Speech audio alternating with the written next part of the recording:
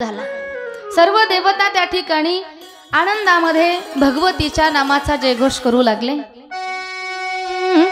अनादि निर्गुण प्रगटली भवानी, अनादि निर्गुण प्रगटली भवानी।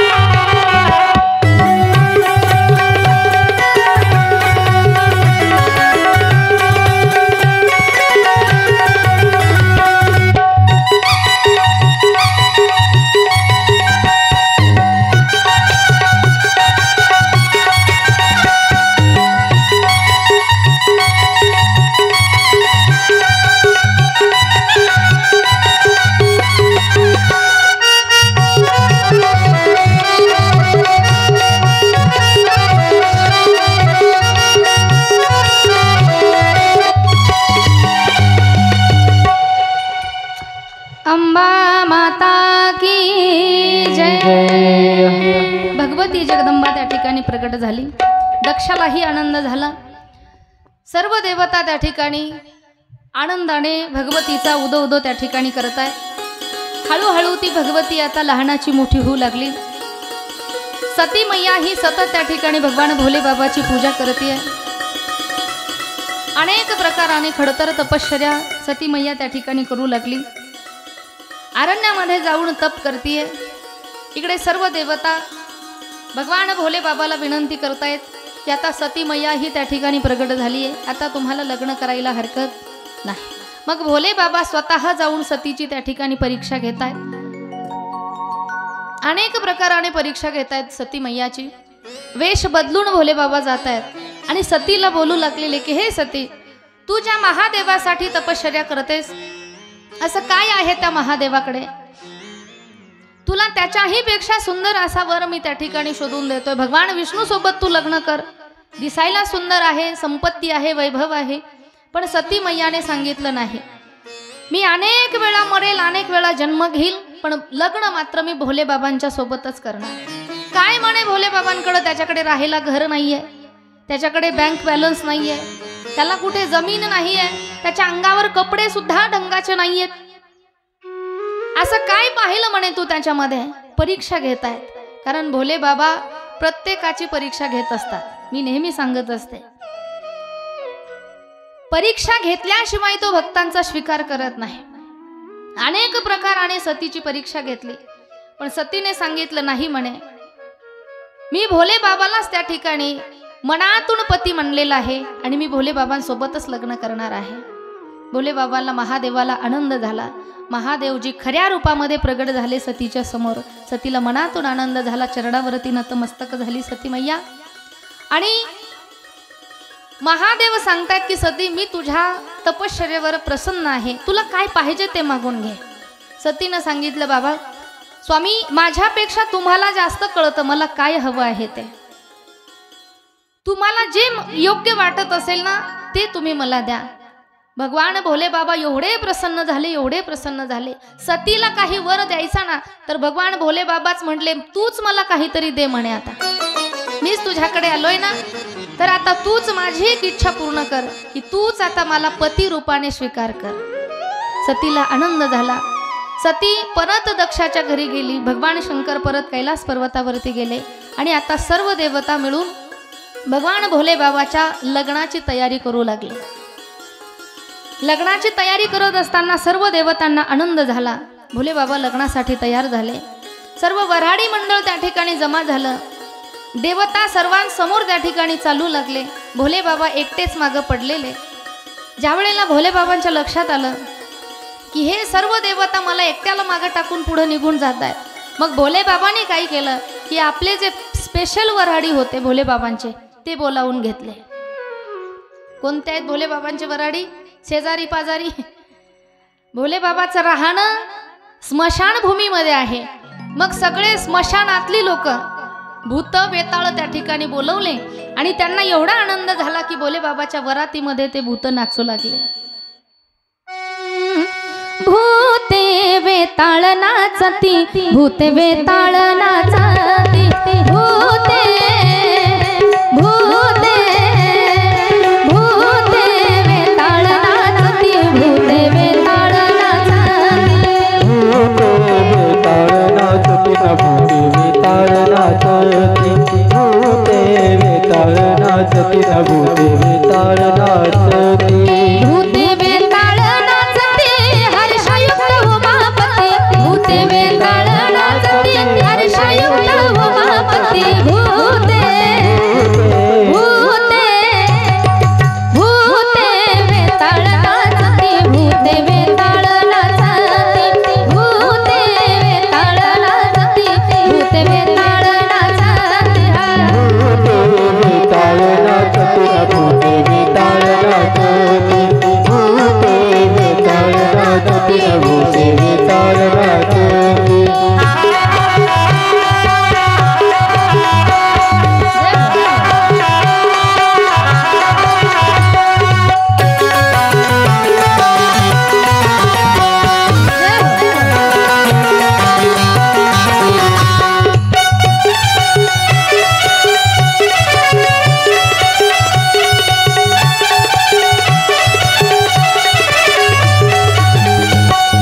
भूते वेताळ नाचती, हर्षयुक्त उमापती, नाचती हर्षयुक्त उमापती, भूते वेताळ नाचती, हर्षयुक्त उमापती, भूते वेताळ नाचती हर्षयुक्त उमापती, भूते भूते भूते वेताळ नाचती, भूते वेताळ नाचती, भूते वेताळ नाचती, भूते वेताळ नाचती, भूते वेताळ नाचती, भूते वेताळ नाचती, भूते वेताळ नाचती, भूते वेताळ नाचती।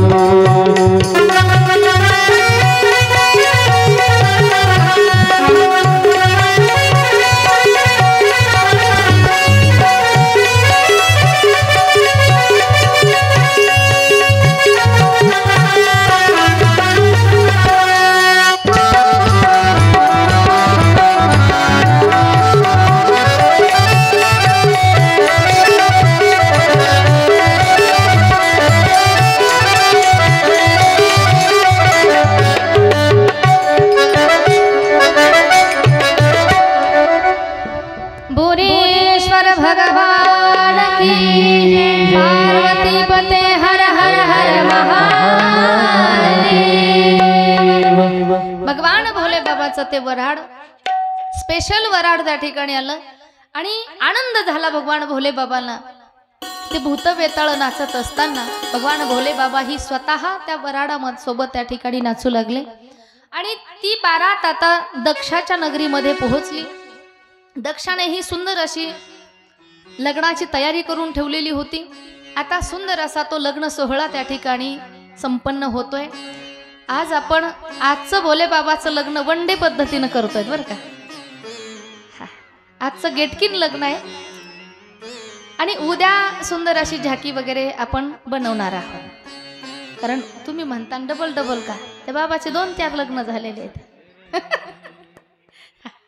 पण भगवती तीच आहे, सतीच। आज सतीचा विवाह आहे, आज सतीचं पूर्ण चरित्र आपण पाहणार आहोत। उद्या तीच सती त्या ठिकाणी यज्ञामध्ये जळून भस्म होतीये, पुन्हा पार्वती रूपाने त्या ठिकाणी जन्म घेतीये। तर आज आपण सती सोबत भगवान भोले बाबाचा विवाह या ठिकाणी पाहिलेला आहे। ते विवाहाचं वर्णन पाहिलं। दक्षाने आनंदामध्ये तो विवाह सोहळा त्या ठिकाणी संपन्न केला। आता सती आणि भगवान शंकर दोघेही कैलास पर्वतावर त्या ठिकाणी राहण्यासाठी आलेले आहेत। सुंदर असा दोघांचा संवाद चालू आहे। भगवान शंकर आणि अनेक प्रकारच्या नवविध ज्या भक्ती आहेत त्या भक्तीचं प्रतिपादन भोले बाबा सती मातेला करत आहेत। नवविध भक्तीपैकी भागवतामध्ये सुंदर वर्णन आलेलं आहे की श्रवणम कीर्तनम विष्णू स्मरणम पादसेवनम अर्चनम वंदनम दास्य सौख्य आत्मनिवेदनम, या 9 प्रकारच्या भक्ती आहेत। त्या 9ही प्रकारच्या भक्तीचं ज्ञान त्या ठिकाणी भोले बाबा सती मातेला सांगतात। आणि एक वेळेचा प्रसंग, भगवान भोले बाबा अगस्ती महाराजांच्या मठावर आश्रमावर रामकथा श्रवणासाठी निघालेले आहेत। जात असताना सुंदर असं वर्णन आहे। एक बार त्रेता जुग माही शंभु गए कुंभज ऋषि पाही। एक बार त्रेता जुग माही शंभु गए कुंभज ऋषि पाही।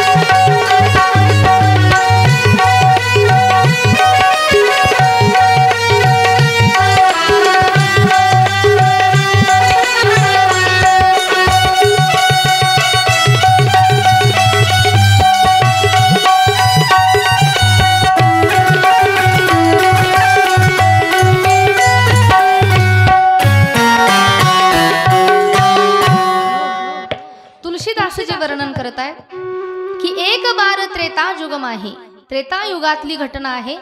शंभु गये कुंभज ऋषी पाही। कुंभज ऋषी म्हणजे अगस्ती महाराज, त्यांना कुंभज ऋषी म्हटलेलं आहे का? कारण का त्यांचा जन्म गाडग्यातून झालेला आहे। मडक्यामध्ये त्यांचा जन्म झालेला आहे। गाडग्यामध्ये 2 ऋषींचा जन्म आहे, एक अगस्ती महाराज आणि दुसरे वशिष्ठ ऋषी। या 2 ऋषींचा जन्म गाडग्यातून झालेला आहे। आता पूर्वीच्या काळामध्ये ही कथा सांगितल्यानंतर लोकांच्या डोक्यावरून जात असेल, लोक म्हणत असतील गाडग्यात कुठे जन्म होत असतो का?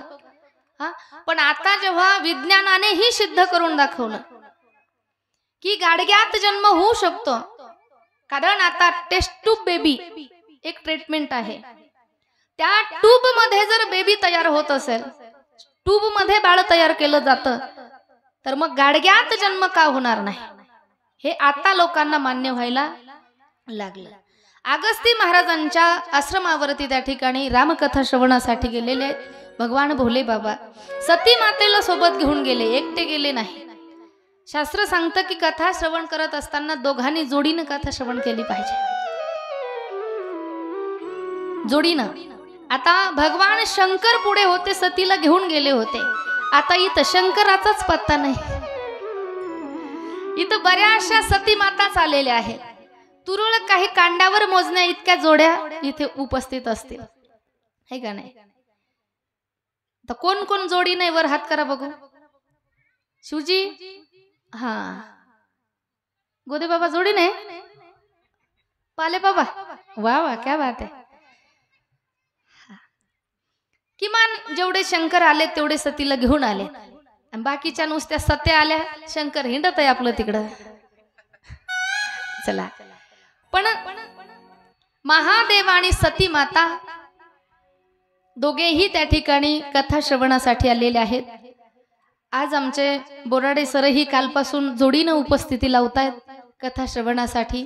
जी मंडळी कथा श्रवणासाठी वेळेत वेळ काढून या ठिकाणी येत आहेत त्यांना खरोखर मनापासून धन्यवाद आहेत बरं का. एकदा तुमच्यासाठी तुम्हीच टाळी वाजवा. असं ज्या वेळेला रामकथा श्रवणासाठी शिवजी आणि सती माता गेल्या, रामप्रभूची कथा चालू आहे आणि भगवान शंकराने अगस्ती महाराजांचं दर्शन घेतलं. कारण श्रोत्याने वक्त्याचं दर्शन घ्यायचं असतं.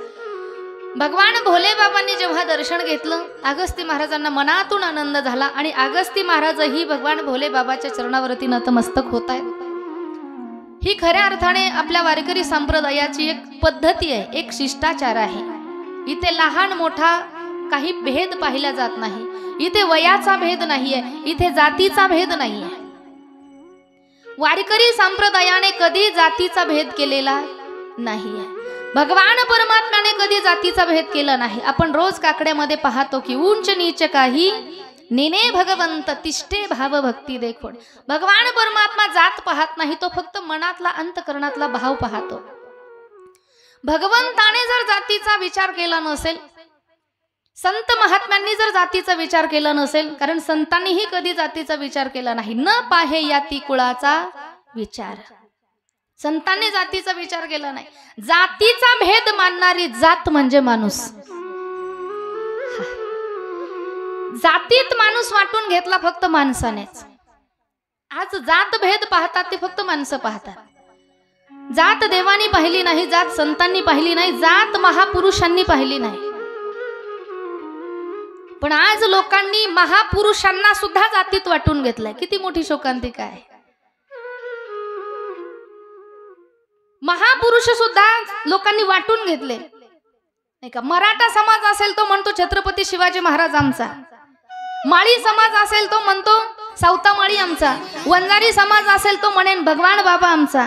अरे पण ज्या संतांची नावं तुम्ही आज घेताय त्या संतांची जीवनचरित्र जरा तुम्ही पाहिले पाहिजे, वाचले पाहिजे.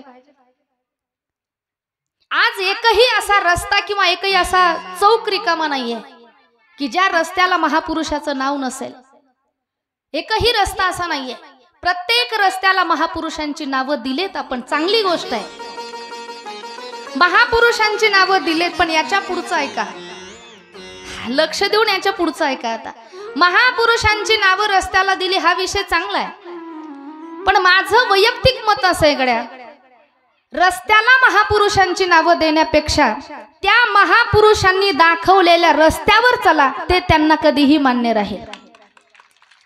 त्यांनी काय मार्ग आपल्याला दाखवून दिलाय ना आपण काय करतोय याचा कधीतरी विचार झाला पाहिजे, आणि हा विचार प्रत्येकाने केला पाहिजे. म्हणून परमार्थात कधी जातीचा विषय नाहीये. परमार्थात यारे यारे लहान थोर याती भलते नारी नर, भलत्या जातीला सुद्धा या ठिकाणी प्रवेश आहे. जात कधी देवाने पाहिली नाही, जात कधी त्या ठिकाणी संतांनी पाहिली नाही. आज त्या ठिकाणी कथा श्रवण करण्यासाठी महादेव स्वतः अगस्ती महाराजांचं दर्शन घेतायत. अगस्ती महाराज स्वतः महादेवाचं दर्शन घेतायत. पण हे दृश्य जेव्हा सतीने पाहिलं आणि सतीने मनात विचार केला की अरे ज्याच्याकडे कथा श्रवणाला आम्ही एवढ्या दूरवरून आलोय, कैलास सोडून या आश्रमावर आम्ही इथे आलोय, एवढ्या दूरवर ज्यांच्याकडे कथा श्रवणासाठी आलोय, आणि तो कथाकारच जर आपल्या पाय पडत असेल, ऐकणाऱ्याच्या श्रोत्याच्या जर कथाकार पाय पडत असेल तर काय कथा सांगणार आहे. हा भाव सतीच्या अंतकरणात निर्माण झाला. आणि मग श्रद्धा कमी झाली सांगणाऱ्यावरची. मग सांगणाऱ्यावरची जर श्रद्धा कमी झाली ना तर त्यांनी सांगितलेलं वाक्य आपल्या काळजाला स्पर्श करत नाही. म्हणून सांगणारा कुणी असो, वक्ता तो आपल्यापेक्षा मोठा असो की आपल्यापेक्षा लहान असो, सांगणारा कोण आहे याच्याही पेक्षा तो सांगतोय काय हे फार महत्वाचं असतं. आता इथे ही कथा श्रवण करत असताना आता तुम्ही सर्व श्रोते माझ्यापेक्षा वयानं, ज्ञानानं, तपानं श्रेष्ठ आहात, मोठे आहात. मग मी लहान जरी असेल वयानं तरी सुद्धा तुम्ही श्रद्धेनं, प्रेमानं ते ऐकलं पाहिजे. का? कारण शारदा ताई सांगते म्हणून नाही ऐकायचं. ती काही सांगन, शारदा ताई सांगते म्हणून ऐकायचं नाही, तर शारदा ताई शिव महापुराण सांगते म्हणून ऐकायचं. म्हणून वक्ता कोण आहे याच्याही पेक्षा विषय काय आहे हे फार महत्वाचं असतं. सती मातेच्या अंतकरणातला भाव थोडा कमी झाला, श्रद्धा कमी झाली आणि जेव्हा ऐकायला बसले ना तर श्रद्धा नसल्यामुळे, भाव नसल्यामुळे कथेत लक्ष लागेना. आणि मग कथेत जर लक्ष नाही लागलं ना तर झोप येते. पहा,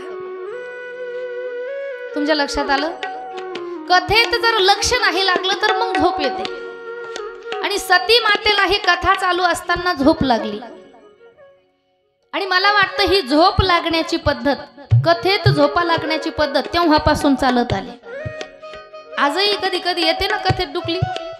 म्हणून तर मधून मधून भजन करावं लागतात, आपल्याला आनंद घ्यावा लागतो. सती मैया जेव्हा झोपी गेल्या, रामकथा सतीने